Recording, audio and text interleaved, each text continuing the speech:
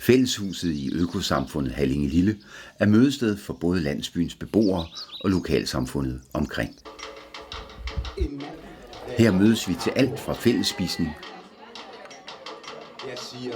kurser og koncerter. Organized in a way that we have one coordination circle, and then we have working groups or working circles. Der er stigende interesse for vores arrangementer, og i Hallinge-Lille har vi en ambition om at gøre fælleshuset mere åbent og tilgængeligt for lokalsamfundet. Men køkkenet er for småt og ikke særlig funktionelt i forhold til at lave mad sammen og til at lave mad til mange mennesker.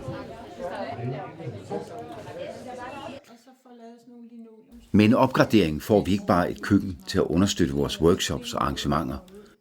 Vi får et madværksted, der inspirerer os til sammen at udforske vores lokalt dyrkede grøntsager. Vi har lokal opbakning og en plan for bæredygtig drift. Nu mangler vi din stemme. Til at starte med er der noget fransk friland supreme kyllingebryst, og så er der en tzatziki med olivenolie og granat. Stræk armene ned på benene, kør armene op over hovedet, gruppe benene igennem næsen. Styrk det lokale fællesskab. Og stem på Hallinge-Lilles projekt.